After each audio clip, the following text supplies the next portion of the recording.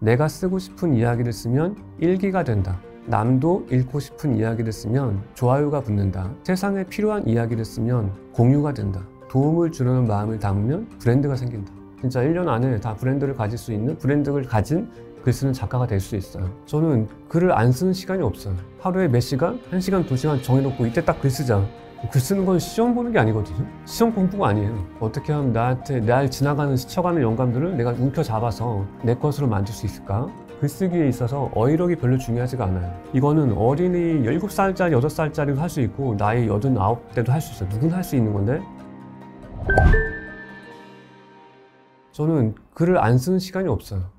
제가 지난주, 지지난주에도 KTX 타고 왕복 12시간 정도 열차 타고 강의를 갔다 왔는데 저는 시간을 되게 중요하게 생각하거든요. 그 시간은 이동한 시간이 아니고 생각하고 글을 쓰는 시간이에요. 버리는 게 절대 아니죠. 그래서 여러분이 하루에 몇 시간? 1시간, 2시간 정해놓고 이때 딱 글 쓰자. 글 쓰는 건 시험 보는 게 아니거든요. 시험 공부가 아니에요. 그래서 뭐 책상에 앉아서 30분 글쓰기 맨날 해야지. 이러면 그렇게 나온 글이 과연 정말 누군가의 가슴을 울릴 수 있는 글이 될 수 있을까요? 암기 과목 공부하듯이 글 쓰면 잘 되지가 않아요. 그런 삶을 10년 반복해도 그냥 책은 낼 수 있겠죠, 어쩌다가. 근데 그 책이 절대 사람의 마음을 움직일 수가 없어요. 그래서 저는 몇 시간 쓸까요? 이 질문을 없애버리고 어떻게 하면 하루 종일 내가 글 쓸 수 있을까? 그리고 어떻게 하면 나한테 날 지나가는, 스쳐가는 영감들을 내가 움켜잡아서 내 것으로 만들 수 있을까? 그리고 여기에 분명 특별한 게 있는데 그 특별한 것을 내가 어떻게 잡아채나 안목을 기를 수 있을까? 검색과 유사해요. 검색은 뭐냐면 남의 지식을 찾는 거고 탐색은 내 지식을 찾는 거예요. 글쓰기는 내 지식을 찾는 일이 되어야 되지 남의 지식을 100개, 1000개, 10,000개 찾아도 그건 남의 거예요. 우리가 남의 사전 만들어준 게 아니잖아요. 나라는 인생에 쓴 사전을 만드는 건데 왜 남의 것을 찾느냐. 그래서 여러분이 먼저 자기 자신이 돼서 내가 이 세상의 중심이고 내 눈으로 세상을 보겠다. 이런 생각을 갖고 있다면 여러분이 글 쓰는 일상을 시작할 수 있다 생각합니다. 글쓰기는 정말 우리한테 다양한 것을 주는데 여러분이 뭔가를 보고 느끼고 경험했지만 글로 쓰지 못하는 이유가 뭘까? 한번 생각해 보세요. 내가 배운 게 부족하지도 않고 아는 게 경험이 부족하지도 않은데 글은 못 써. 되게 이상하잖아요. 그래서 저는 해밍웨이의 사례를 한번 들려보고 싶은데 글쓰기에 있어서 어휘력이 별로 중요하지가 않아요. 해밍웨이는 하루는 술 마시다가 친구가 해밍웨이한테 이렇게 제안을 했어요. 해밍웨이, 너 6단어 가지고 소설 쓸 수 있어? 그러니까 해밍웨이는 쓸 수 있지? 그리고 바로 썼어요. 어떻게 썼냐면 한글로 번역하면 이렇게 됐어요. 한 번도 신지 않은 악의 신발을 팝니다. 여러분 어떤 생각 드세요? 이거는 아이를 낳아본 사람은 알 수 있어요. 무슨 말인지. 세상에 못 나온 거예요. 하늘을 떠난 거죠. 이게 정말 가장 슬픈 소설 6단어 가지고. 우리한테 필요한 것은 더 많은 지식과 더 많은 어휘력이 아니다. 많지 않은 단어 갖고 그 문장과 소설을 제압할 수 있었던 이유는 제압한 단어, 장악한 단어가 많기 때문이에요. 어떻게 하면 또 우리가 단어를 장악할 수 있을까요? 제가 하나 좀 소개하면 이거는 어린이 7살짜리, 8살짜리도 할 수 있고 나이 89대도 할 수 있어요. 누구나 할 수 있는 건데 여러분이 만약에 아이가 있다 아니면 소중한 사람이 옆에 있다 근데 그 사람한테 사랑이 무엇인지 설명해 주고 싶어. 설명할 수 있어요? 되게 어려워요. 네, 설명하기 힘들어. 못해. 그냥 검색해. 귀찮아. 검색해. 검색하면 다 나와. 사전 찾아봐. 그래서 사전이 있는 거잖아요. 우리는 사전에 쓰여 있는 걸 알고 싶어서 글을 쓰는 게 아니란 말이에요. 제가 사랑에 대해서 한번 간단하게 제가 에피소드를 한번 얘기하면서 단어를 어떻게 하면 제압할 수 있을 것인가 얘기해 볼게요. 한번 풍경을 그려볼게요. 우리 요즘에 길거리에 길 고양이 되게 많죠. 그리고 길 고양이에게 먹여주는 분들이 되게 많이 있어요. 제가 그걸 보면서 착안한 건데 한번 제가 낭독해 볼게요. 길에서 고양이에게 먹이를 주고 집에 돌아와 손을 씻으며 우리는 청결에 대해서 알게 됩니다. 하지만 반대로 고양이에게 먹이를 주기 위해 나가기 전에 손을 깨끗이 씻는다면 우리는 사랑이 무엇인지 알게 됩니다. 손을 씻는 것 같지만 고양이가 더러워서 씻는 것과 깨끗한 손으로 고양이를 만지려고 씻는 것은 전혀 다른 마음에서 나온 행동이기 때문이죠. 그렇게 같은 일도 사랑하면 다르게 생각하게 됩니다. 무언가를 환하게 사랑한다는 것은 상대를 먼저 생각하고 배려하는 것에 출발합니다. 이건 제가 아이들을 위해서 만든 인문학 사전인데 아이한테 부모가 사랑을 알려주고 싶은데 알려줄 방법이 없잖아. 부모님 가장 큰 고민이 뭐냐면 내 아이는 언제 내 마음 알까? 이런 게 생각하는데 아이가 왜 모를까요? 말해준 적이 없으니까 모르는 거지. 제대로 표현을 못 해줬어요. 그래서 사랑이 뭐냐면 사랑은 주는 게 끝이 사랑이 아니고 받는 것까지가 사랑이에요. 느끼는 것까지가 사랑. 느끼지 못했으면 사랑을 준 게 아니에요. 아무것도 안 준 거예요. 평생 모르지. 죽을 때까지 몰라요. 근데 이렇게 일상의 상황에서 내가 사랑을 뭐 아이랑 같이 아니면 사랑하는 사람과 같이 아무도 상관없어. 우리 고양이 밥 주러 가자 하고 이제 갑자기 화장실 가서 손을 씻는 거야. 그럼 이제 옆에 있는 사람이 물어보겠죠. 아, 손을 갔다 와서 씻어야지. 더러운 거 만지고 나서. 그때 이제 우리가 고양이한테 밥을 주려는 예쁜 마음을 고양이로 느끼게 해주려면 깨끗이 손을 씻고 나가서 깨끗한 손으로 만지는 게 더 좋지 않을까? 이렇게 얘기한다면 그 말을 들은 상대방은 사랑을 무엇인지 허공에 그릴 수 있게 될 거예요. 감을 잡게 되죠. 그러면 어떤 기적이 일어나냐면 세상을 사랑인 것과 사랑이 아닌 것을 나눠서 볼 수 있게 돼요. 이게 눈 하나를 더 갖는 거예요. 그럼 사랑에 대한 글을 쓸 수 있어요. 사랑인 것과 사랑이 아닌 것을 알게 되니까. 여러분은 지금 사랑에 대한 글을 쓰라고 하면 못 쓸 거예요. 왜냐하면 사랑을 정의해 본 적이 없기 때문에. 뭔지 몰라. 뭔지 모르는데 어떻게 써요? 여러분 옛날에 김은국 님이 안지혁 결혼식 왜 안 갔냐고 그러니까 조세호 님이 모르는데 어떻게 가 이렇게 했잖아요. 모르는데 어떻게 써? 내가 사랑이 뭔지 모르는데 어떻게 써? 배운 적은 있는데 사랑이 좋은지는 알겠어. 근데 어떻게 표현할지 모르겠다. 그걸 정의해 본 적이 없기 때문에. 그래서 여러분이 일상에서 갖고 싶은 단어, 내가 보고 싶은 단어들 같은 게 있으면 정의해 보고 내 걸로 만들어 보고 그 단어의 눈으로 세상을 바라보는 거예요. 그러면 어제 안 보였던 것들이 보이기 시작해요. 저는 정의한 단어가 되게 많거든요. 여러분도 학교에서 이런 걸 많이 느껴봤을 거예요. 같은 교실에서 선생님께 같은 걸 배우는데 어떤 애는 한 번 듣고 10개를 깨달아. 그 이유로 뭘까? 10개의 단어를 정의했기 때문에 하나를 들을 때 선생님한테 10개의 질문을 던졌기 때문에 10개를 받는 거예요. 여러분이 세상으로부터 받는 게 별로 없고 일상이 되게 지루하다 느껴진다면 내가 정의한 단어가 없다는 것을 깨달으시면 좋겠고 이제라도 일주일에 하나 정도, 많이 필요 없어요. 하나라도 이제 정의하면서 그 단어를 제어하고 이제 그 눈으로 세상을 바라보면서 글을 쓰는 삶을 시작해 보길 바랍니다. 하루는 제가 한 도서관에 아이들 독서 문제로 고민하고 있는 학부모님들께 강의하려고 갔는데 그 강의장 앞에 미용실에서 머리 드라이를 했어요. 드라이를 하면 여러분 다 아시겠지만 낯선 그 미용실 가면 불안해요. 왜냐하면 원장님께서 말씀하시죠. 어떻게 해드릴까요? 되게 두려운 답변. 이제 올 것이 왔어요. 그러면 저는 익숙하니까 제가 준비한 사진을 보여드리죠. 그러면 이제 원장님이 충분해. 다 할 수 있지. 이런 생각으로 머리를 시작하면 좀 그 다짐을 믿고 눈을 감고 이제 다 됐습니다 할 때까지 딱 이제 눈을 뜨죠. 여성분들은 많이 아시겠지만 어떤 광경이 펼쳐지나요, 거울에? 마음대로 하려면 왜 나한테 왜 물어본 거야? 이런 생각이 펼쳐진단 말이에요. 그때 저는 어떤 생각을 했냐면 아이들 독서와 그리고 아이 마음, 부모님 마음을 이 상황의 변주에서 생각했어요. 그래서 어떻게 그 상황을 도서관 강의 가서 인사말로 읽기 시작했어요. 어떻게 시작했냐면 왜 부모님들은 아이가 읽었으면 좋을 것 같은 책을 책상에 놓고 읽지 않았다고 화를 내냐. 아이가 읽고 싶은 책이 무엇인지 물어보고 그 안에서 선택해서 골라주면 책을 읽을 텐데. 이렇게 얘기하니까 그 안에서 제 강의를 듣고 있던 다국적 기업의 임원 한 분이 저한테 작가님 덕분에 하나를 깨달았다고 하시면서 이렇게 말씀하셨어요. 제가 지금까지 직원이 할 수 없는 일, 내가 시키고 싶은 일을 시켰지 직원이 할 수 있는 일 중에서 시키지 않았다.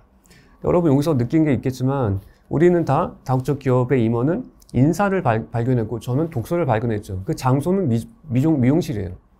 우리는 영감을 찾기 위해서 다른 곳에 갈 필요가 없어요. 우리가 무엇을 원하고 누구한테 도움을 주고 싶은가, 그 도움을 어떻게 줄 것인가 머릿속에 생각하고 있으면 모든 에피소드가 다 내게로 와서 그 내 답과 맞는 에피소드 스스로 바뀌어요. 그러면 그 외국계 담당 임원이 미장원에서 그 인사를 보고 저는 독서를 본 것처럼. 근데 여러분이 항상 머릿속에 누구한테 도움을 줄 것인가, 어떻게 줄 것인가, 무엇을 줄 것인가 이 세 가지를 담고 있지 않기 때문에 스쳐가는 에피소드 아이디어를 잡지를 못하는 거예요.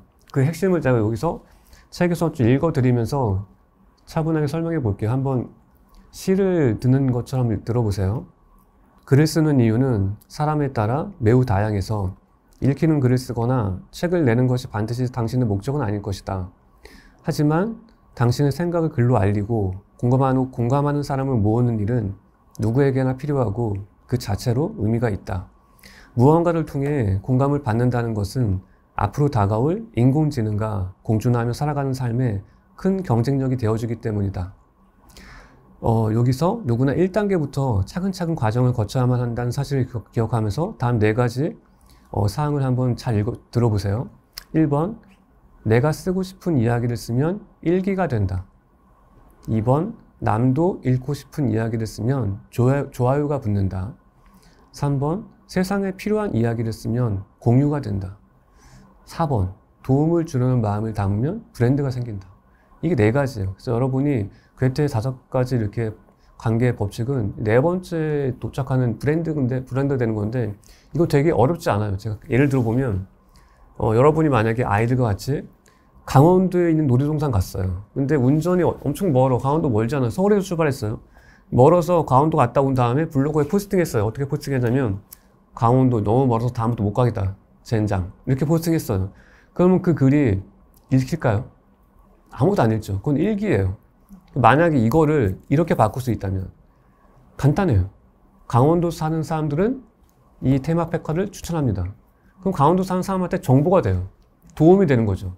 그러면 이제 당신이 그걸 소개하는 뉴스에 브랜딩을 가질 수 있게 되는 거예요. 그러니까 여러분이 나쁜 거를 보려고 하는 마음을 버리고 도움을 주려는 사람한테 이걸 어떻게 갖다 줄 수 있을까? 읽기 편하게. 그런 생각을 하고 있으면 최악의 상황에서도 도움이 될 것을 발견해서 줄 수 있으며 그걸 통해서 여러분은 하나의 브랜드를 가질 수가 있어요. 그걸 여러분이 꼭 기억해 주시고 어떤 주변 상황에서 나한테 지금 좋은 일이 일어나고 있고 어떤 나쁜 일이 일어나더라도 이걸 나를 좋게 변주할 수 있고 변화할 수 있고 이걸 필요한 사람한테 운반할 수 있다. 그래서 여러분 글 쓰는 사람은 운반자다. 좀 그렇게 생각해요. 그래서 잘 운반해 주는 사람, 다치지 않고 잘 포장해서 그런 사람이 된다면 여러분은 누구나 진짜 1년 안에 다 브랜드를 가질 수 있는 브랜드를 가진 글 쓰는 작가가 될 수 있어요. 여기서 브랜드를 가진다는 게 왜 중요하냐면 세상에 고만고만한 작가는 되게 많아요. 그 안에서 이겨내려면 잘 쓰는 사람이 되는 게 중요하지 않아요. 잘 쓰는 사람 진짜 많아요. 더 많아. 몇십만 명 있어요. 근데 저는 사실 국문학과 나오지 않고 문창고도 안 나왔어요. 저는 물리학과 출신이에요. 근데 저는 글을 쓰잖아요. 맞춤법 글쓰기 배운 적도 없어요. 근데 제가 왜 글을 쓸 수 있게 되었냐면 도움을 주려는 마음을 갖고 있으면서 저는 책을 통해서 아니면 수업을 통해서 배운 게 아니고 제가 본 것을 썼단 말이에요. 본 것. 내가 본 것. 내가 본 것은 나만의 것이에요. 내가 본 거는 내가 뭘 봤는지 알 수가 없어요. 그래서 내가 본 것을 쓰면 나만 쓸 수 있는 글이 되고 내가 본 것을 말로 하면 나만 할 수 있는 말이 돼요. 그래서 제가 강연장에서 가장 자주 듣는 이야기가 어디서도 들어본 적이 없는 강연이다. 왜냐하면 내가 본 것을 얘기했으니까. 제가 10년 전에 삼성에 대한 책을 많이 냈거든요. 그래서 삼성 등 한국에 있는 대기업의 임직원들 200명 막 호텔 연회장 같은데 막 거기 딱 도착하면 그분들이 저한테 하는 얘기가 첫 번째 질문이 회사는 다녀봤냐? 그리고 저 다녀봤다 그러면 두 번째 질문은 몇 년이나 다녀봤냐? 저 무시하는 질문이잖아요. 저는 하나도 주눅들지 않아요. 왜냐면 제 머릿속에 이런 생각하고 있기 때문에. 나는 당신들이 배운 것을 또 알려주려고 온 게 아니고 내가 본 것을 당신들한테 알려주려고 온 것이다. 내가 본 것을 당신은 모르니까. 그러니까 잘 들어봐. 알려줄게. 이런 생각을 하고 있기 때문에 저는 남이 쓸 수 없는 글, 남이 발견할 수 없는 말, 그게 여러분이 도움을 주려는 마음을 가지고 세상을 보면 그 눈을 가질 수 있고 발견할 수가 있어요. 발견한다는 거에서 또 한 개 중요한 게 있는데 우리가 아는 만큼 볼 수 있다 이런 말 하잖아요. 이건 되게 슬픈 말이에요. 그럼 모르면 못 본다는 건가? 저는 그걸 반대로 생각해요. 보는 만큼 알 수 있다. 되게 중요한 깨달음이거든요. 그래서 우리는 도움을 주는 마음을 갖고 세상을 보면 보는 만큼 깨달을 수 있어요. 깨달은 만큼 또 볼 수 있게 되겠죠. 이게 선순환이에요. 그래서 글 쓸 수 있는 사람은 끝 없이 성장하는, 계속 멈추지 않고 성장하는 열차와도 같다. 그렇게 생각해요. 연료가 필요 없는 자신의 그 도움을 주는 마음이 최고의 연료니까. 그래서 여러분이 그런 삶을 한번 시작해 보시면 좋겠습니다. 여러분이 글 쓸 때 제가 책에 거의 전문가로 활동한 게 거의 20년 됐는데 글쓰기 30년 하고 그러면서 온갖 글쓰기를 시작하려고 하는 후배들 되게 많이 봤어요. 항상 물어보죠. 넌 글을 왜 쓰려고 하니? 그러면 대답이 거의 비슷해요. 세상에 뭐 도움이 되고 싶어서 글 쓰는 것 자체가 의미가 있으니까 한 사람에게만 도움이 돼도 충분하다. 저는 절대 그렇게 생각하지 않아요. 그 책이 팔려서 한 개 팔린다? 한 권 팔린다? 그건 출판사 망하는 거예요. 그 사람을 생각해야 돼. 이 책을 위해서 희생한 사람들, 수많은 사람의 생계가 달려 있어요. 되게 귀하게 생각을 해야 돼요. 그래서 제가 좋아하는 괴텐이 이렇게 얘기했어요. 만약 당신이 쓴 글이 100만 명의 독자의 가슴을 울릴 수 없다면 한 줄도 쓰지 마라. 처음부터 수많은 독자를 예상하고 써야 돼요. 나는 분명히 내 책을 10,000명 이상한테 전달할 것이다. 이런 마음을 갖고 시작해야 그렇게 시작한 글쓰기가 끝을 맺을 수 있지. 처음부터 도움이 줄 수 있는 글을 어떻게 하면 쓸 수 있을까 생각해야지. 그리고 그렇게 생각하다 보면 도움을 줄 수 있는 글이 되면 저절로 도움을 얻고 싶지 않은 사람한테 손 안에 들리게 되고 여러분은 글을 읽히게 돼요. 그래서 처음부터 나는 글을 왜 쓰는가? 이걸 솔직하게 얘기해야 돼요. 솔직하게. 나는 좀 책이 좀 반응이 있어서 잘 팔려서 강의도 하고 싶고 그리고 인세도 얻고 싶고 명예도 얻고 싶고 뭐 이런 것들, 이런 여러 가지들을 솔직하게 생각하고 시작해야 여러분이 글쓰기의 가치를 느끼고 그걸 포기하지 않을 수가 있어요. 가장 중요한 건 가치를 느끼는 거거든요. 그냥 누군가를 위해서, 희생하기 위해서 한 권만 팔리면 뭐 나는 괜찮다 이런 생각하면 가치를 담을 수가 없어요. 여러분이 절대 포기하지 않을 수 있는 가치를 담을 수 있게 솔직하게 자신한테 물어보고 나는 왜 글을 쓰고 글을 써서 무엇을 원하는가 이 질문에 답한 다음에 글쓰기 시작하면 좋겠다 생각합니다. 인맥을 100명 구성하려고 다 만나고 커피 마시고 술 마시고 노래방 가고 이거 계속 유지해야 돼. 그러면 이제 그렇게 생긴 100명을 우리는 뭐라고 얘기할 수 있죠? 내가 아는 100명. 만약에 여러분이 글을 써. 그럼 어떻게 될까요? 그 글을 읽고 우연히 읽고 감동하거나 공감한 사람이 당신의 독자가 돼요. 그 100명을 이제 어떻게 부를 수 있을까요? 나를 아는 100명. 내가 아는 100명이 아니고 나를 아는 100명. 모든 걸 다 자기가 제어하고 장악한 거예요. 명징한 언어, 선명한 언어를 쓸 수 있는 사람들은 불길한 실패, 아픈 고통에 빠지지 않고 언제나 희망을 봐요. 가능성에서 계산을 시작할 수 알기 때문에. 이제는 글을 쓰지 않으면 살아남을 수가 없어요. 차곡차곡 성장되는 공통점을 저랑 이어른 선생님과 함께 대화를 되게 많이 나누는데 이런 게 있어요. 이것도 역시 글쓰기랑 관련되어 있는데 선생님께서 항상 지인들을 만나면 지인들한테 좋은 얘기를 들으면 항상 이렇게 얘기했어. 그거 글로 써라. 그거 글로 쓰면 나중에 책 될 거야. 그런데 그 지인 중에 글로 쓴 사람은 아무도 없어. 저도 공감하거든. 저도 맨날 지인들 만나면 정말 좋은 얘기라서 글로 쓰면 좋겠다 얘기했는데 한 명도 안 써요. 일상의 곳곳에 있는 것을 글로 쓰면 어떤 변화가 일어나냐면 여러분 SNS 많이 하시죠? 팔로워 숫자, 구독자 숫자가 잘 늘지 않아서 되게 고민일 거예요. 근데 저는 제가 인스타그램을 작년부터 의욕적으로 한 1년 동안 운영했는데 제가 인스타 팔로워가 19만 6천이에요. 19만 6천인데 그 숫자만큼 1년 동안 는 거예요. 이유가 뭘까요? 어떤 역량이 그 숫자를 늘게 했을까요? 간단해요. 내가 원했기 때문이에요. 내가 원했기 때문이다. 이게 되게 중요한데 제가 30년 동안 글 쓰면서 어떤 깨달음과 힘이 뭐냐면 내 마음과 같은 글을 쓰게 되었어.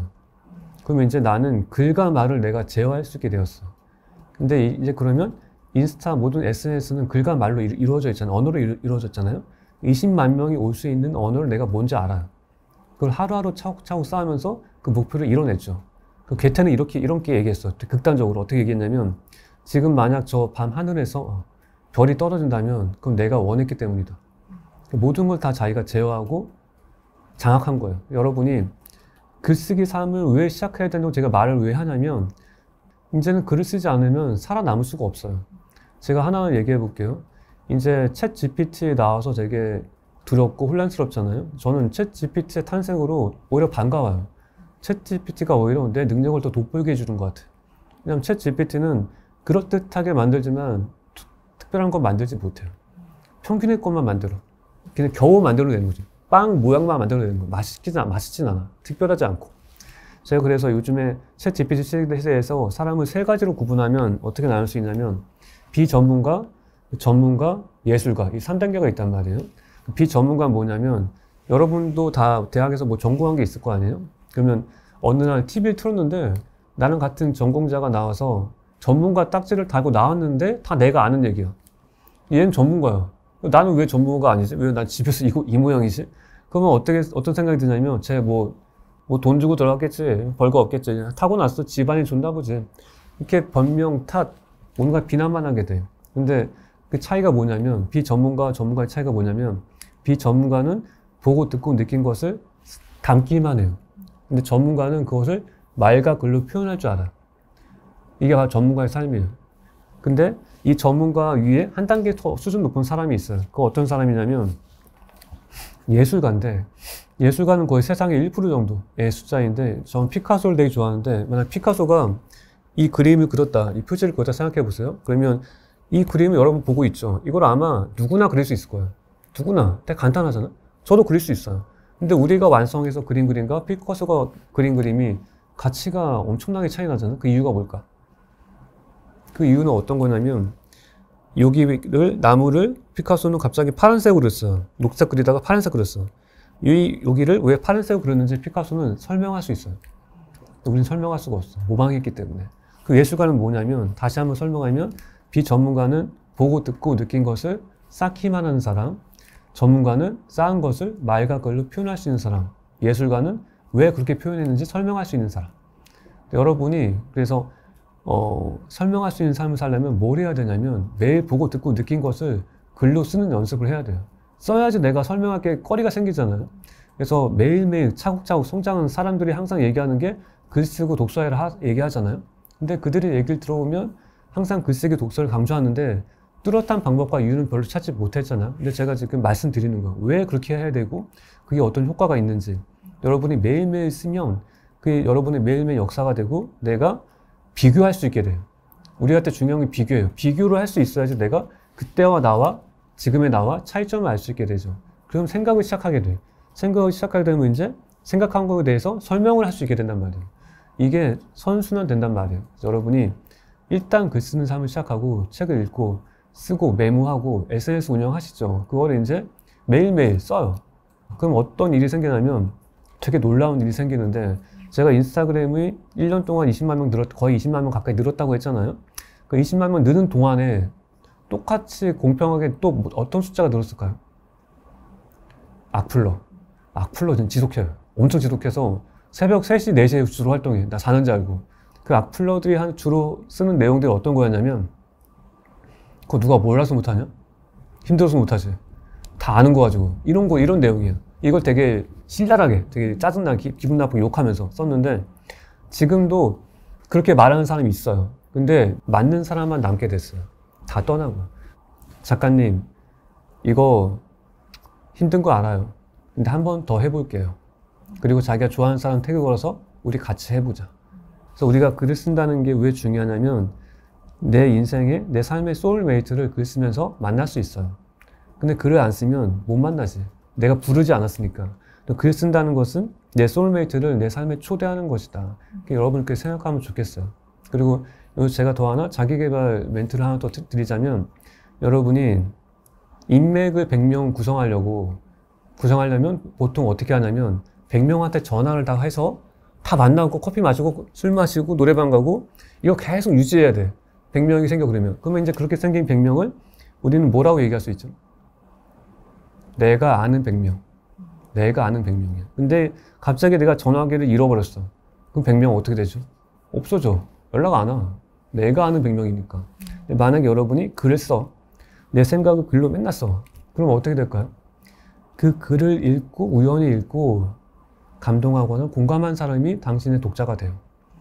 그 독자가 이 글을 읽으면 좋을 것 같은 자기 지인을 또 초대해. 그렇게 해서 어떻게 되냐면 이제 100명이 생겨요. 그 100명을 이제 어떻게 부를 수 있을까요? 나를 아는 100명. 내가 아는 100명이 아니고 나를 아는 100명. 그럼 이제 우리는 나를 아는 100명을 계속 유지하기 위해서 뭘 해야 될까요? 하던 거 하면 돼. 계속 글 쓰면 돼. 일상 살고 글 쓰면 여러분도 할 게 없어. 여러분이 더 편하게, 행복하게, 기쁘게 사는 방법은 글쓰기에 있고 글을 쓰면서 공감하는 사람을 모으고 진짜 인맥을 쌓고 그 인맥이 스스로 몸집이 불어나게 해서 여러분은 그냥 하던 것만 계속하면 삶이 점점 더 나아지는 삶을 살 수밖에 없게 만들어내는 것이 바로 글쓰기에 있어요. 여러분이 그래서 지금 두려워하지 마시고 그 힘든 걸 다 견디고 하나하나 짧게라도 여러분이 쓰면 그걸 보고 사람이 오고 소울메이트가 되고 독자가 되고 당신을 아는 사람이 생기고 당신을 아는 사람이 제가 지금 인스타 하는 것처럼 제가 수많은 SS 하는데 다 합치면 거의 50만 명 될 거예요. 그게 제가 50만 명 초대한 게 아니에요. 저는 단지 글을 썼을 뿐이에요. 지난 10년, 20년 동안. 여러분도 글을 써라. 그러면 당신의 삶이 점점 나아질 것이다. 그래서 제가 이 책 뒷면에 썼잖아요. 당신이 글을 쓰고 싶다는 것, 그만큼 자기 인생을 조금 더 잘 살고 싶다는 증거다. 쓰는 만큼 우리는 더 나은 인간이 되는 법이니까. 이걸 제가 괜히 읽어드린 게 아니에요. 이 한 줄 한 줄 여러분이 느끼셨으면 좋겠고, 그러면 날이 갈수록 더 나아지는 삶을 살 수 있을 겁니다. 제가 좋아하는 회장님 중에 정주영 회장이 있어요. 현대 고 정주영 회장이 있는데 하루는 정주영 회장 손자가 할아버지한테 여쭤봤대요. 할아버지는 성격이 어떤 성격이에요? 어떤 성격일까? 정주영 회장이 되게 의외의 답을 해놨어요. 할아버지는 되게 소심한 사람이야. 우리가 생각하면 현대는 그 옛날에 마치 이 사업 하나 망하면 없어질 것처럼 진짜 진취적으로 도전했거든요. 근데 나약하고 소심하다? 약간 이해가 안 돼. 근데 우리가 그 한마디에서 이걸 발견할 수 있어야 돼요. 저는 최고의 부정은 최고의 긍정이라고 생각해요. 이게 소심하다고 연결이 되는데 정주영 회장 되게 소심하기 때문에 사업을 시작하기 전에 안 될 것 같을 때 눈에 다 보이는 거야. 부정적인 요인이. 그걸 다 해소한 다음에 해결한 다음에 사업을 시작했어요. 최고의 부정적인 눈으로 보서 최고의 긍정이 될 때까지 다 바꾼 다음에 될 수밖에 없을 때 사업을 시작한 거죠. 그게 소심하다는 이유와 연결이 되는 거예요. 제가 이거를 하나 더 얘기하면 우리들은 항상 잘 되는 사람들은 된다는 계산을 시작해요. 된다는 계산을 시작하는데 어떤 거냐면 제가 지금도 촬영하고 있지만 줌 수업 촬영 제가 줌 강의를 많이 하거든요. 보통 줌 강의 10시에 하는데 오전 10시에 하는데 제가 10분 전에 항상 커피를 내리고 이제 시작하는 루틴이 있어요. 근데 그날은 10분 전에 노트북 앞에 커피를 내리고 딱 놨는데 저도 모르게 딱 쳐서 커피가 노트북에 다 쏟아졌어요. 여러분 한번 그 감정을 느껴보세요. 어떤 게 느껴질까요? 짜증난다, 분노, 강의 망했어. 아, 안 좋아, 불길해. 근데 저는 항상 가능성에서 계산을 시작한다고 했잖아요. 이거 좋아. 이거 좋은 징조야. 이거 저는 이제 가능성을 생각하기 시작하는 거예요, 이제. 불가능 다 버려버리고. 그러면 이제 어떻게 되냐면, 좋아. 일단 닦아야 되니까. 닦고 10분 동안 이 에피소드를 인사말로 활용해보자. 생각해보자. 그러면 이제 저는 될 가능성에서 이제 생각을 시작해요. 마이크 켜고, 화면 켜고 시작했어요. 여러분 안녕하세요. 여러분 혹시 졸릴 때 뭐 하세요? 커피 드시죠? 근데 저 지금 더 좋은 방법을 깨달았어요. 커피를 자판기에 양보하는 거예요. 자판기에 쏟아버리세요. 그럼 바로 잠 깰 수 있어요. 제가 방금 그거 해본 사람이에요. 이렇게 얘기하면 세상에 나쁜 일, 안 좋은 일이 하나도 없어져요. 다 결국에는 좋은 일이 되려고 생겼구나. 이렇게 다 바꿀 수 있단 말이에요. 이건 역시도 글쓰기 사색을 통해서 여러분이 얻을 수 있는 건데 명징한 언어, 선명한 언어를 쓸 수 있는 사람들은 과다한 언어, 신조어, 그리고 불길한 거, 실패, 아픈 고통에 빠지지 않고 언제나 희망을 봐요. 가능성에서 계산을 시작할 수 알기 때문에. 제가 하루는 사색의 자본이라는 책, 지금 절판됐는데 그 책을 내고 강의를 했는데 제가 그 책을 내고 되게 고생했어요. 고생해서 흰머리가 많이 났거든요. 근데 그걸 알고 있는 한 독자가 저한테 강연회에서 저한테 물어봤어요. 작가님, 이 책 진짜 그렇게 고생해서 쓰셨다는데 얼마나 고생하셨어요? 저는 그래서 흰머리와 원고지 책을 이렇게 연결시켜서 이렇게 얘기했죠. 원고지에 있던 하얀 여백은 나에게로 와서 흰머리가 되었고 내 검은 머리카락은 원고지로 가서 검은 글자가 되었다. 우리는 그렇게 서로에게 가장 소중한 것을 바꿨다. 이렇게 얘기했어요. 그럼 더 말이 필요 없죠. 이 책 제목이 그렇잖아요. 글은 어떻게 삶이 되는가. 삶이 글이 되고 글이 삶이 되는 거예요. 제가 이런 선생님도 마침 저한테 얘기했는데 이런 선생님도 강의할 때 전혀 준비하지 않아요. 자기 어디로 가는지도 몰라. 그냥 와서 보면 이런 사람들이 있네. 아, 그럼 이런 사람한테 얘기해줘야지. 바로바로 생각하는 거예요. 그걸 실천하면 살고 있으니까. 근데 우리는 대부분은 실천도 하기 싫은 건 나도 하기 싫을 만큼 힘든 것들을 막 얘기하면서 해보면 좋을 거야 해. 자기는 안 하면서. 근데 해본 사람과 안 해본 사람에서 나온 말은 되게 다르다. 저는 누구든지 자는 사람 바로 깨워서 너 2시간 강의해. 그래도 2시간 정도는 바로 깨서 강의할 수 있는 인생을 살아야 된다. 좀 그렇게 늘 생각하거든요. 참고 문헌이 필요 없는 삶. 최고의 참고 문헌은 여러분의 삶이다. 그걸 기억해 주시면서 영상을 계속 반복해서 보시면 좋겠어요. 한 번 볼 때, 2번 볼 때 달라요. 여러분이 그래서 좋은 마음으로 이 영상을 보고 좋은 댓글을 한번 달아봐야지 이런 생각으로 쓰면 전 최고의 글쓰기는 댓글 쓰기다 생각해요. 댓글 쓰려고 하면 되게 어렵거든요. 어떻게 하면 내가 영상에서 느낀 것을 댓글로 표현할 수 있을까? 여기에서 이제 글쓰기가 시작된다고 저는 생각하기 때문에 좋은 마음에서 나온 댓글 한번 써보시길 추천합니다. 읽고 나서 덮고 뭐라고 하냐면 이제 이 책 알아. 이렇게 얘기한단 말이에요. 그 말로 인해서 여러분은 평생 그 책을 알 기회를 놓치게 되는 거예요. 여러분 독서할 때 중요한 것은 일상과 삶과 하나가 되어야 된다는 것인데 책을 90권이나 쓴 비결이 뭔가요? 라고 물으면 글을 쓰면서도 삶을 잊은 적이 없지만 살면서도 글을 잊은 적이 없어요. 독서도 마찬가지. 읽으면서도 삶을 잊으면 안 돼요. 살면서도 독서를 잊으면 안 되고. 독서는 좋은 구두를 신는 거예요. 근데 그 사람이 허공을 벗어나서 붕붕 떠다니면 그게 실생활에서 적용이 되지 않겠죠. 여러분이 독서에서 중요한 것은 나는 안다. 안다라는 말을 깨끗이 지워버리는 게 되게 중요해요.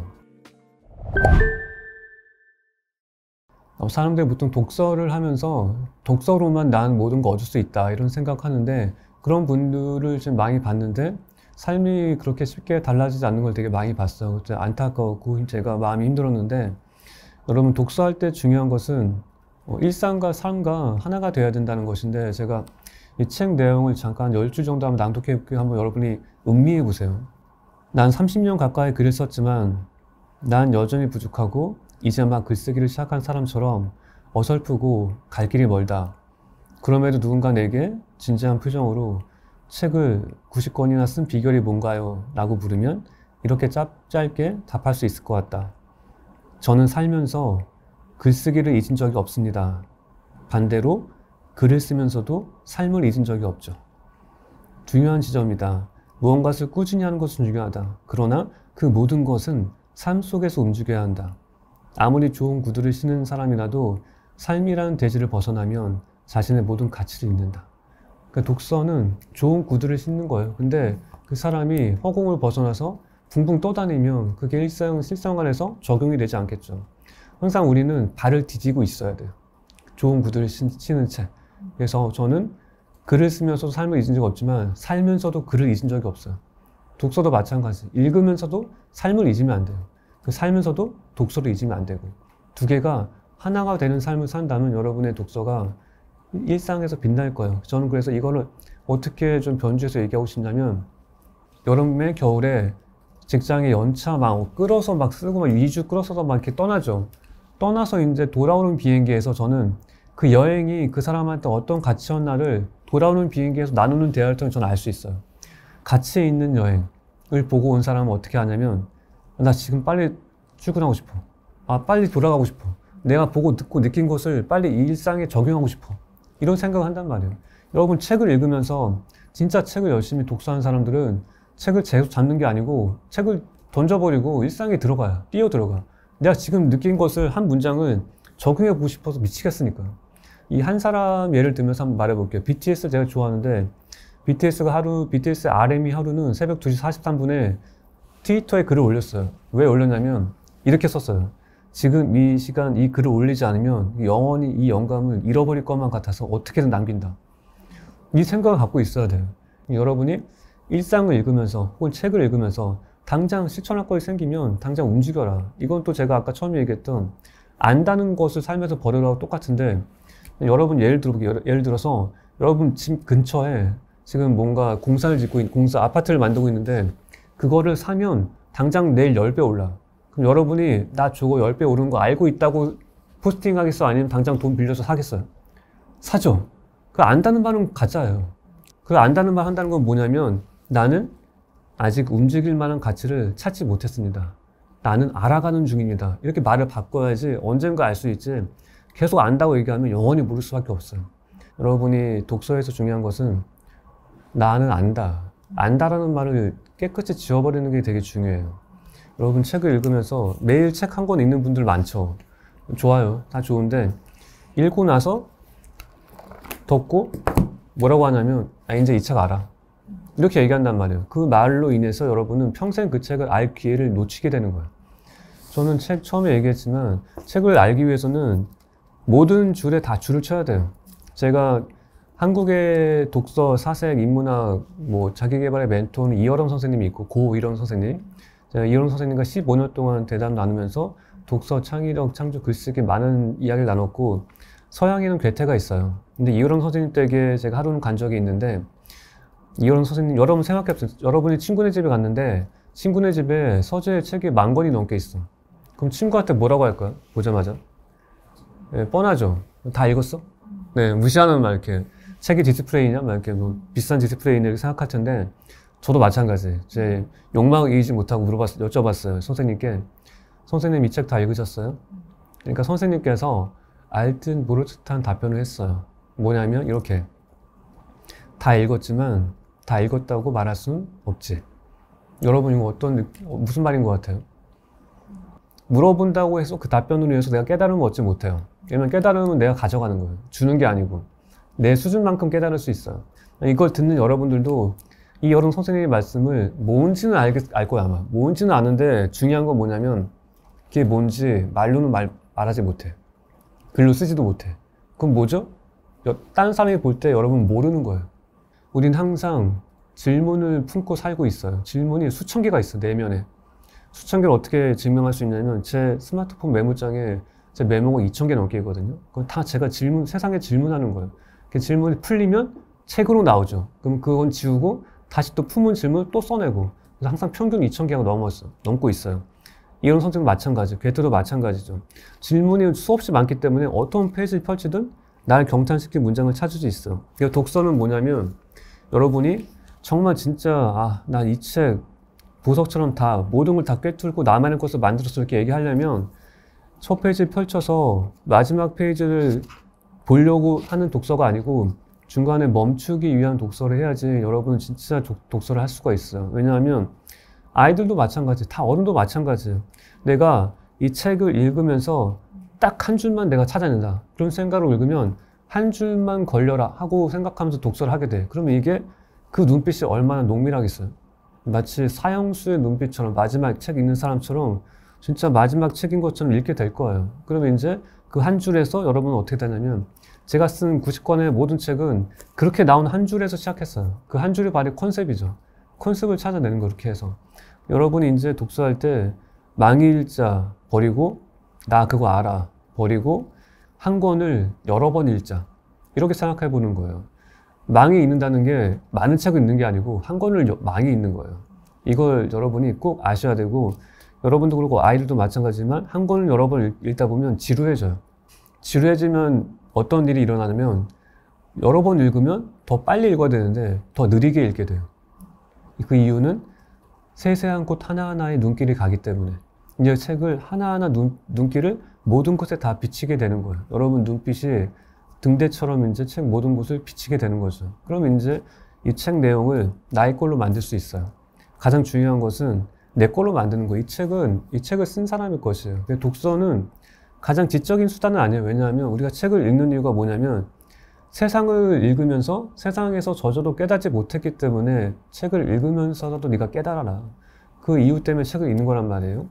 그래서 저는 책을 읽고 책을 쓰는 게 아니고 세상에서 깨달은 것을 제가 책으로 쓰잖아요. 여러분도 이 책을 읽으면서 이 책에 있는 내용을 그대로 쓰는 건 전혀 안 중요해요. 이 책을 내용 중에 한 줄을 읽고 나서 든 내 생각을 쓰는 게 바로 여러분의 한 줄이지 그 한 줄을 만나는 게 이 책 100권을 읽는 것보다 그 한 줄 만나는 게 더 귀해요. 이건 제가 분명히 얘기할 수 있어요. 제가 그 삶을 살았으니까. 이호령 선생님도 마찬가지, 괴테도 마찬가지 그렇게 살았고 그걸 증명했어요. 그 가치가 있다는 것을. 그래서 망이 잊지 말고 하나를 오랫동안 읽고 그 한 문장에 깊이 들어가라. 그러면 당신의 내면이 되게 탄탄해질 거고 여러분은 세상에서 가장 힘센 사람이 될 거예요. 저는 힘센 사람은 어떻게 생각하냐면 힘이 절로 근육이 많은 사람이 아니고 하나를 보면서 오랫동안 자리를 떠나지 않고 그걸 알 때까지 볼 수 있는 사람.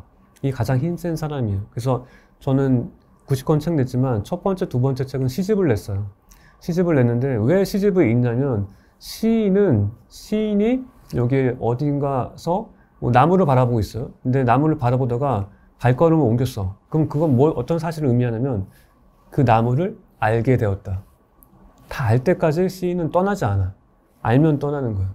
근데 그런 시를 읽으면서 여러분들도 그 마음과 태도를 내면에 갖출 수 있게 되죠. 여러분이 그래서 하나를 오랫동안 두려워하지 말고 내 경쟁자들은 책 엄청 읽는데 다양하게 읽는데 나 이대로 괜찮을까? 그런 걱정하지 말고 일단 시작해 보세요. 시작하면 책 하나를 꾸준히 쭉 읽으면 그 안에서 세상의 모든 분야를 만나게 돼요.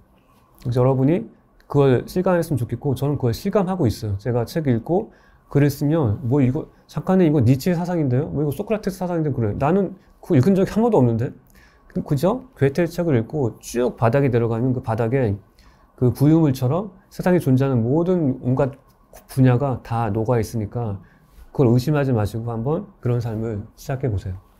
그래서 책을 읽으면서 나는 지금 이 책을 알아가는 중입니다. 그리고 이 책을 던져버리고 뛸 정도의 가치를 찾기 위해서 노력하는 중입니다. 이렇게 여러분이 말을 바꾼다면 그 독서가 더 농밀해지고 귀해질 수 있다 생각합니다. 독서가 여러분은 그저 책을 읽는 것만이라고 생각할 수 있는데 저는 사람을 보는 거, 세상이라는 페이지를 넘기는 것도 독서라고 생각을 해요. 그래서 독서를 제대로 하는 사람은 세상이라는 페이지를 만났을 때 독서한 것들을 이제 현실에서 활용할 수 있는데 제가 하루는 최근에 콩국수집에 갔어요. 콩국수집에 갔는데 그 콩국수집은 국수만 먹으면 허전하니까 항상 열무 비빔밥을 줬어요, 조금. 근데 그날 마침 열무가 떨어졌대. 그래서 죄송하다고 못 준다고 하는 거예요.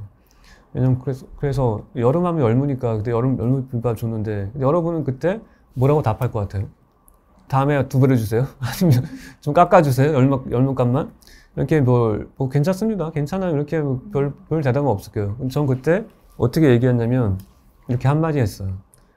가을이 왔군요. 네, 가을이 왔군요. 열무가 여름의 계절이니까 이제 가을이 와서 열무가 없다. 저는 이제 어떻게 가을이 왔군요 얘기하면서 우리가 같이 머무는 공간을 어떻게 만들었냐면 그 서버하는 사람, 너무 바빠서 하늘조차 못 봤던 사람한테 하늘을 보게 만들었어요. 아, 가을이 왔구나.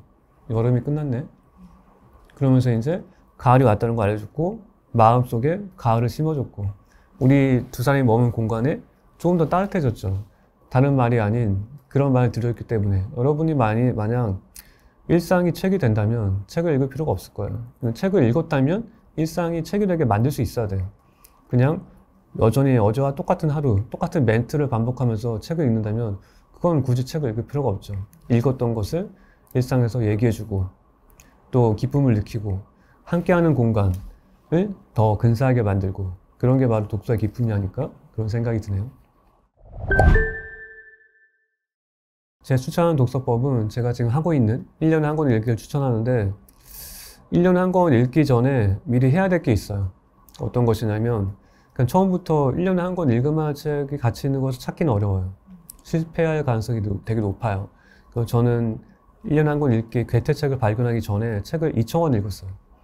2,000권을 몇 년 동안 몰아서 읽었는데 막 한 달에 책을 100만 원치 막 사고 그랬거든요. 전 중고책 사는 거 별로 안 좋아해서 다 줄 쳐야 되기 때문에 어쩔 수 없이 그래서 그렇게 책을 읽기 시작했는데 제가 여러분들한테 추천하고 싶은 책은 제가 쓴 책이에요. 제가 쓴 책.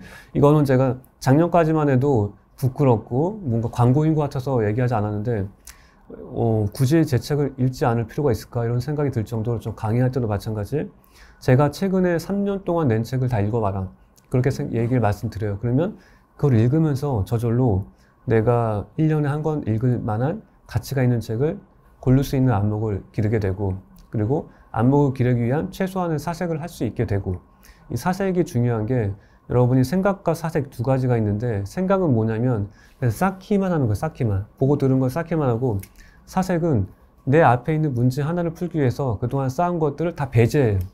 하나만 남기고 그 문제를 풀 수 있는 하나의 힌트만 남기고 그래서 사색하는 사람들은 절대 실패하지 않고 후회하지 않아. 제가 좋아하는 피아니스트가 있는데 조성진이가 있어. 조성진 피아니스트. 조성진님한테 하루는 앵커가 물어봤어요. 당신은 클래식의 대중화를 위해서 무엇을 할 생각인가? 그랬더니 조성진님이 당돌하게 들릴 수 있을지 모르겠지만 저는 클래식을 대중화를 원하지 않습니다. 대중의 클래식화를 원합니다. 이렇게 얘기했어. 멋있죠? 이게 바로 이거예요.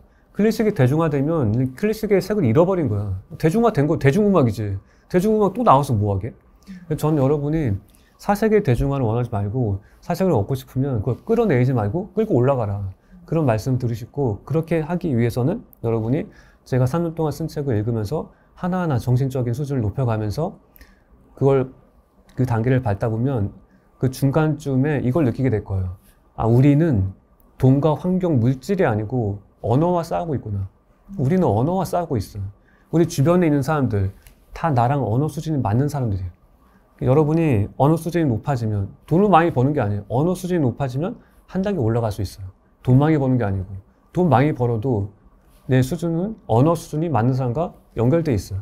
그래서 우리가 더 높은 수준으로 올라가고 싶다. 높은 수준이 인간을 위아래 나누는 게 아니고 정신적인 수준을 얘기하는 거예요. 그러면 우리는 더 높은 수준으로 올라가서 그 사람들한테 더 좋은 것을 전해줄 수 있단 말이에요.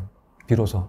여러분이 세상에 좋은 영향을 끼치고 싶다라고만 생각하지 말고 끼칠 수 있는 높은 수준에 올라가서 그 삶을 시작했으면 좋겠고 그게 바로 독서에 있고 제가 3년 동안 낸 책을 다 하나하나 섬세하게 한번 읽으면서 여러분의 삶을 한번 근사하게 바꿔보시길 바라겠습니다.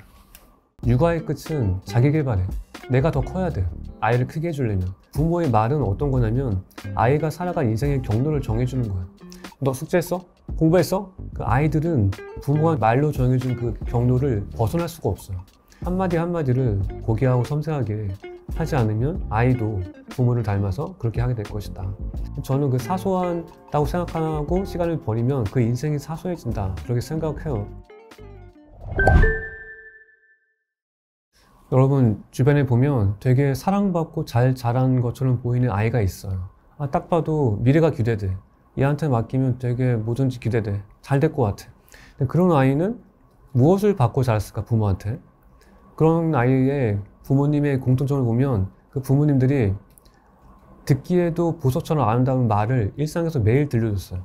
이런 사례를 들어볼게요. 12살 오바마 대통령이 12살 때 하루는 학교에서 친구랑 같이 힘을 합쳐서 힘이 약한 아이를 괴롭히고 왔어요. 되게 나쁜 짓이죠. 힘을 합쳐서 한 명을 괴롭히고 온 거야. 그 소식을 알고 있던 오바마 어머니가 오바마가 오는 걸 기다려서 생각하다가 기다려서 딱 오니까 오바마 어머니가 이렇게 얘기했어요. 세상에는 두 종류의 사람이 있어.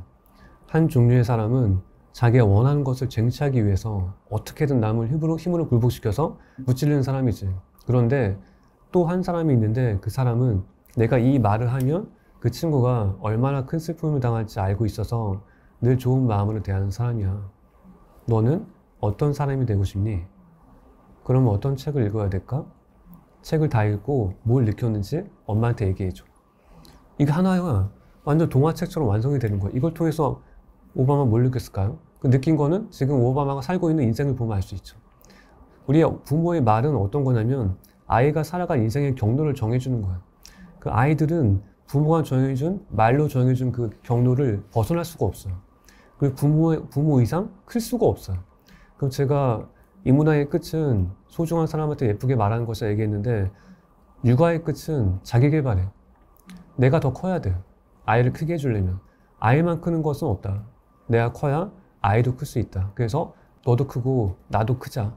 다 같이 크자. 이게 바로 육아다. 저는 그렇게 생각을 해서 이 오바마 사례도 알 수 있지만 우리가 독서를 강조하고 논리적 사고 강조하고 다양한 것을 강조하는데 지금 방금 제가 얘기해 준 그 사례 하나를 통해서 오바마 어머니는 오바마한테 뭘 알려주냐면 진정한 친구의 가치, 그리고 세상을 공평하게 사는 법, 그리고 그러려면 어떤 책을 네가 선택해야 될까, 그리고 그 선택한 책에서 느낀 점을 설명하려면 또 어떤 생각을 해야 될까. 이렇게 수많은 다양한 장치를 만들어서 어린 오바마가 좋은 길로, 잘 자라고 사랑받은 아이의 길로 가길 만들어냈어요. 그런데 그렇게 정작 만들어낸 부모님들은 자기가 뭘 줬는지 몰라. 왜냐하면 그런 고귀한 언어들이 그 부모에게는 당연한 것들이니까.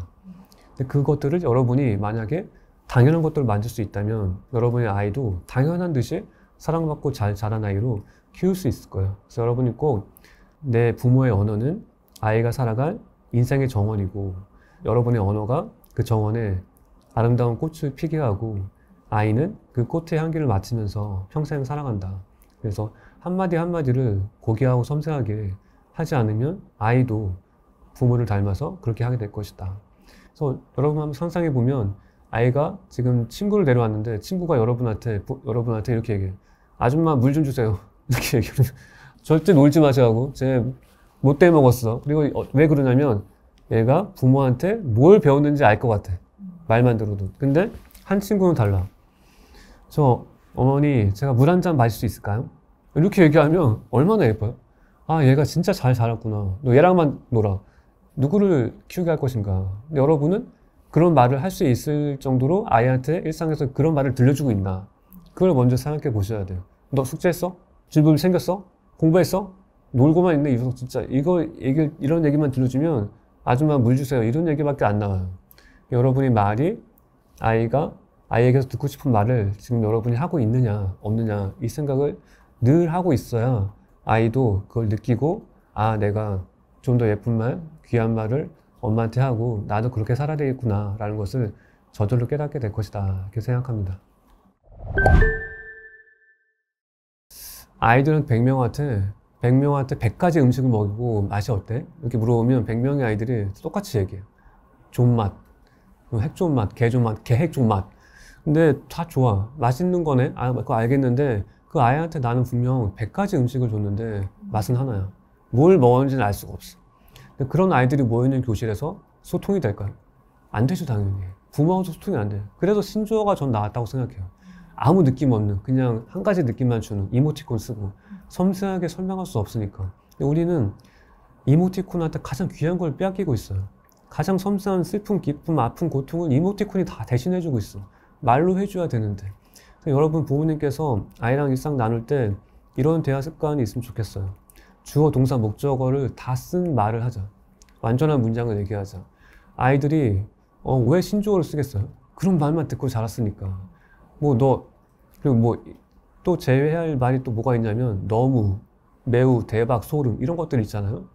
너무란 말이 여러분이 나쁜 말은 아닌데 우리 생각을 멈추게 만들어요. 왜 그러냐면 여러분이 지금 친구랑 같이 옷가게 갔어요.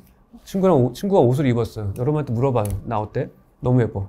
식당에 갔어요. 음식 먹었어요. 맛을 물어봐요. 어때? 너무 맛있어. 그 너무 붙이면 다 돼. 너무가 그냥 생각에 그냥 익스프레스예요. 그냥 생각을 안 하게 만드는 거죠. 근데 그때 우리 너무를 빼고 얘기해보자. 그러면 이제 어떻게 되냐면 말수가 되게 줄어들어. 근데 수다쟁이 아이가 말을 안 하게 돼. 여러분들 말 안 해. 그건 뭘 의미할까요? 생각을 시작하게 됐다는 것을 의미해요. 여러분이 생각을 하게 되면 줄어들어요. 줄어들고 선명해져요, 대신. 줄어들고 선명해지고 농밀해지죠. 그래서 말을 많이 하는 게 중요한 게 아니고 내가 한마디를 하더라도 정확하게 표현, 내가 먹은 것들, 너무를 빼고 입안에 선물을 받은 것 같아. 너 옷 입은 게 5월에 햇살을 보는 것 같아. 이렇게 나만의 표현을 하면 그 느낌은 이제 우리가 그려볼 수 있게 되죠. 그럼 말이 통하지 서로. 근데 너무 좋아, 너무 예뻐, 소름 돋아 뭐 이런 것들 하면 그게 뭔지 알 수가 없어요. 그래서 부모님께서 일상에서 신조어 버리고 예쁜 언어, 아름다운 언어 이걸 쓰면 좋겠다고 추천하는데 그러면 또 이제 부모님 항상 걱정이 많아요. 그래서 아이들이 다 신조어 쓰는데 내 아이만 그런 말 쓰면서 뭐하냐 이렇게 또 걱정한단 말이에요. 저는 걱정할 필요가 없다. 왜냐하면 아름다운 것들은 결코 더러운 것들에 의해서 훼손당하지 않는다. 아름다운 것이 하나가 있고 더러운 것이 99개 있다면 그 더러운 것들이 아름다운 것으로 인해서 없어지지. 예쁘고 아름답고 근사한 것들은 살아남아서 그 공간을 다시 더 근사하게 만들어줄 거예요. 그걸 믿고 부모님들께서 좋은 언어, 예쁜 언어, 근사한 언어 이걸 많이 쓰시면 좋겠습니다. 전 할머니한테서 되게 많은 것을 깨달았어요. 제 할머니가 제 시간의 가치에 대해서 저한테 알려주셨는데 여러분 시간은 아이 자녀 교육에 있어서 시간이 가장 중요해요. 왜냐면 시간을 제대로 봐야 아이가 자기 삶을 계획하거든요. 전 할머니한테 초등학교 때 어떤 말 들었냐면 그 시절 괴테가 손자한테 해준 얘기를 할머니가 저한테 해주셨어요. 사랑하는 종원아, 하루에는 1시간이 24개가 있고 1시간에는 1초가 수천 개나 있단다. 종원아, 너는 무엇이든지 할 수 있는 아이란다. 이렇게 말씀해 주셨어요. 근데 그러고 할머니는 제가 볼 때마다 항상 필사를 하고 계셨어요. 그리고 그 시절 할머니가 다 그랬듯이 학교를 못 다녀서 말은 할 수 있는데 쓰지는 못했거든요. 할머니 필사를 통해서 국어를 깨우쳤고, 그리고 제 친척들이 다 미국에 살아요. 근데 할머니는 지금 세상에 안 계시지만 말년에 돌아가시고 5년 전에 미국 가서 말년을 맞이하겠다 생각하시면서 영어도 독학으로 이렇게 필사를 통해서 익히셔서 진짜 미국 가서도 혼자 사셨어요. 친척이랑 같이. 그걸 보면서 저는 뭘 느꼈냐면, 정말 할머니가 1초의 가치를 나한테 알려주고 떠나셨구나. 나도 그렇게 살아야지. 누구도 저한테 그렇게 살라고 강요하지 않았어요. 그렇게 얘기했고 그걸 보여줬죠. 할머니께서. 그래서 저는 그래서 어떻게 됐냐면, 여러분 초등학생 아이들을 둔 부모님 다 공감하시겠지만, 아이가 학교 갔다 오면 학원 가기까지 시간이 말만 남지 않아 있어요. 한 10분 정도? 근데 10분 정도밖에 안 남으니까 아이가 막 뒹굴뒹굴 놀고 있어. 게임하든 유튜브 하든지. 그때 부모님 마음 똑같아요. 10분이라도 뭐 했으면 좋겠는데. 저는 초등학교 때 그런 말을 들은 적도 없어요. 왜냐하면 저는 10분이 남아있으면 뭘 했냐면 10분 동안 읽을 수 있는 책을 선택해서 읽었어요. 그 10분이 나한테 사소하게 지나가지 않게 만들기 위해서. 저는 그 사소하다고 생각하고 시간을 버리면 그 인생이 사소해진다. 그렇게 생각해요. 그래서 그렇게 하지 않으려면, 저절로 아이를 움직이고 하루를 계획할 수 있게 만들려면 시간이 얼마나 소중한 건지 알려줘야 되고, 그 소중한 걸 알려주면서 부모님이 먼저 그걸 모범을 보여주면 아이도 따라서 살게 될 거다. 그렇게 생각해요.